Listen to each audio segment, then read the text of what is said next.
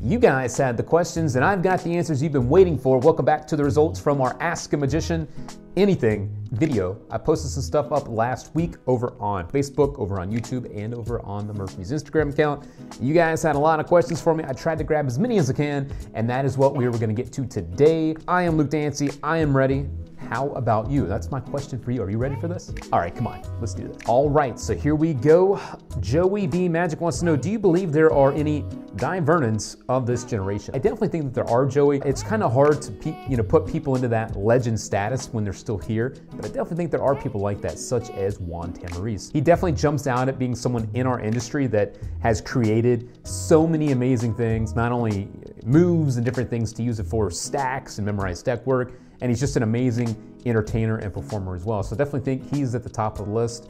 Juan Tamariz is definitely in there. There's a lot of other people too, but I definitely think there are people that are still with us that will be known as legends when they are gone as well. Abdul Hakim wants to know, which one should I get, Tarantula 2 or 52 Shades of Red V2?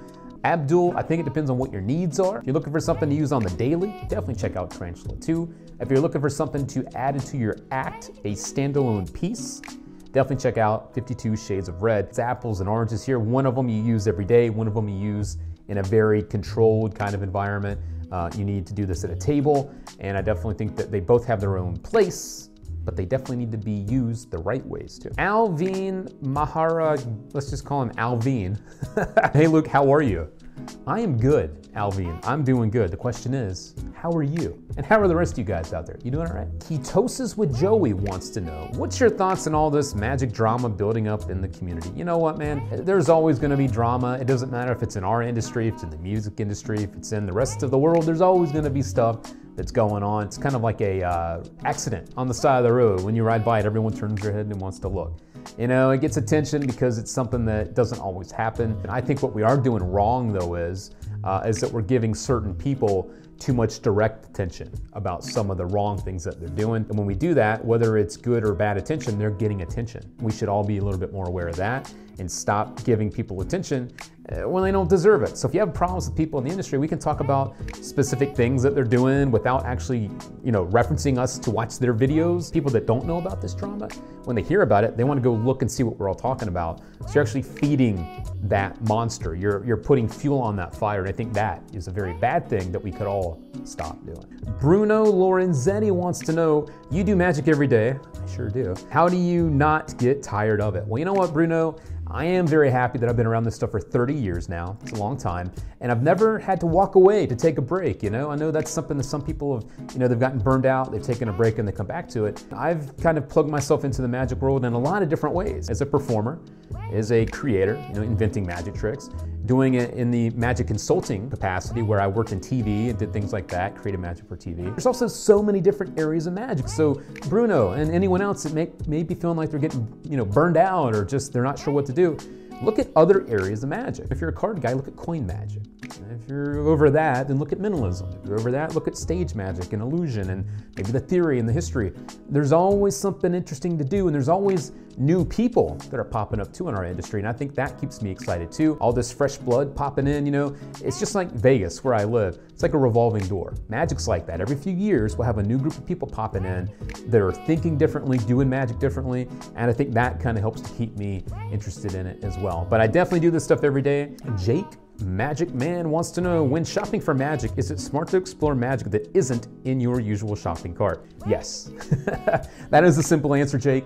Definitely have a look at the other stuff that's out there too. There is so much great magic that's just sitting on the shelves. It's not new, right? It's not in your face like all this new stuff is. That doesn't mean it's bad. It doesn't mean it doesn't have its place. But definitely check out things that you may never think to look at, or have a look at the Murphy's Magic website. And if you guys don't know, we are a wholesaler. We sell to magic dealers. So if you go on our website, you can't buy from us, but you can buy the things that you see from magic dealers. We have thousands and thousands and thousands of magic products, and they're all labeled under the nice categories so you can find the stuff you're looking for or that you're interested in.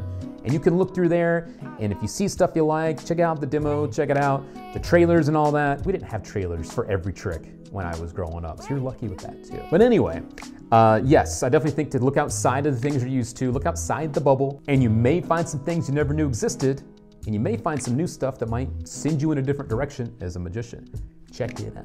All right, this is a long one. Unbelievable Magic 315. I'm 29 years old with 2 young children. All right. I go to bed thinking about magic, and I wake up thinking of magic and want to go and perform to people, but at my age, how do I get over that? I definitely think it doesn't matter what age you are. You know, some people start things at different ages in life. If you like something, then do it. You know what I mean? We're getting towards that time of year where there's a lot of festivals and activities and family gatherings going on. If you're wanting to get your feet wet with performing, perform for family and friends, people that are gonna be forgiving and won't mind or care if you mess up. But you have to start somewhere. It doesn't matter if you're 29 or 89. If you like something, just do it, man. Sayuki Takayama wants to know, can you do a double lift? Yes, check it out right now.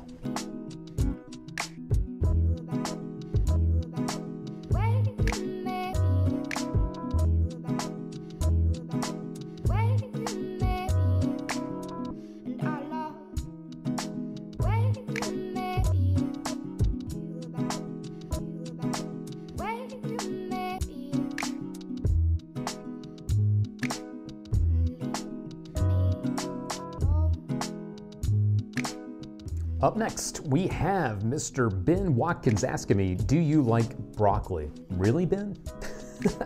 I actually do like broccoli only when you have some cheese over it, melt some cheese on some broccoli, and I'm good to go.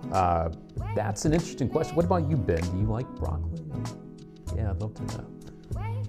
Jesus Gallegos would like to know, what in this wonderful life made you want to learn magic? You know what, Jesus, or Jesus? Great question. It goes way back to when I was 8 years old. I saw magic on TV. It was the legend that is David Copperfield doing one of his TV specials. He did those every year for a while. I think they were on CBS, and I loved watching those. They were, you know, the shows with the illusions during the rest of the show, and at the end he would do like a big stunt or a big illusion. Those specials really captured my imagination and wanted me to explore this world of magic in a way that I never knew existed, and that is why I am now still into this stuff 30 years later.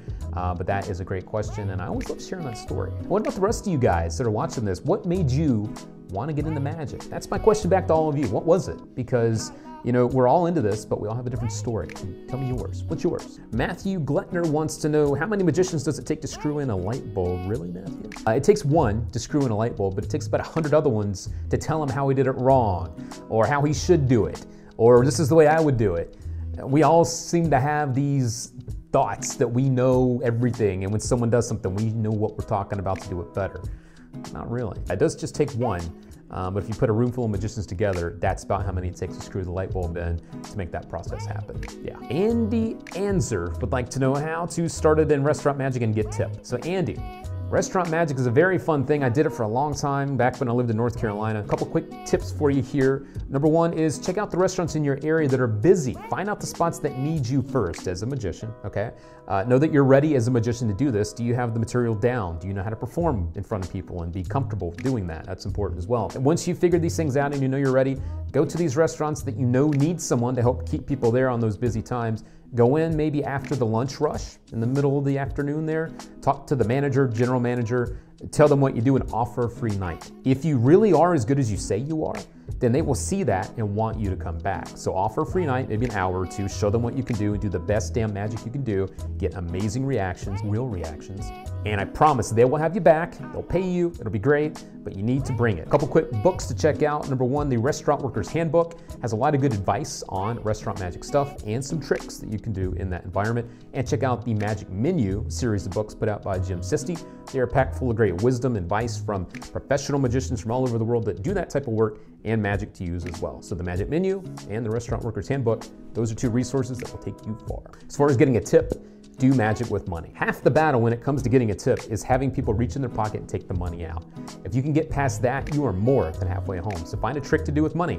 Once they take it out of their pocket, they are more likely to tell you at the end, I'll just keep this, this is for you, than that awkward moment when they're sitting there wondering, do I have to reach in my pocket? You know, if you take all that away, the chances are you'll get paid a lot more. Try that out. Steve wants to know, what's the best magic routine on the market for a dark magic character, not mentalism? One of my favorites is called Saw. It's by Sean Fields, who I've had a chance to work with. Take a lifesaver, you put it in your mouth, you take a piece of thread and you saw it into your throat and you pull it out, and the lifesaver is, you know, on the thread. Pretty cool. Speaking of thread, there's another good one called Thread by Wayne Houchin, where you swallow some thread and you pull it out of your eye. That's another good one. There's also some other really good dark kind of stuff. There's something that we put out at Murphy's Magic called EVP. It allows you to capture some ghostly voices on someone's borrowed cell phone. So that's pretty cool too. So those are 3 from me to you, Steve. Hope that helps. If you want more, let me know. Michael Pilkey wants to know, when reviewing a product that's working for Murphy's, ever make your opinions biased? Well, Michael, I gotta be honest with you, that is exactly why I do not do weekly reviews. I know we've done that in the past. I thought it was a bad idea for me to come in and do that because of what you're saying. I would be biased, let's be honest. I work for Murphy's, I have all these products around me. We want people to check these things out. We want them to be excited, so of course, I should review it, tell people how great it is. But by doing that, I think it dilutes the tricks. It dilutes my opinions. It makes people think, oh, he just works for them and everything's just great.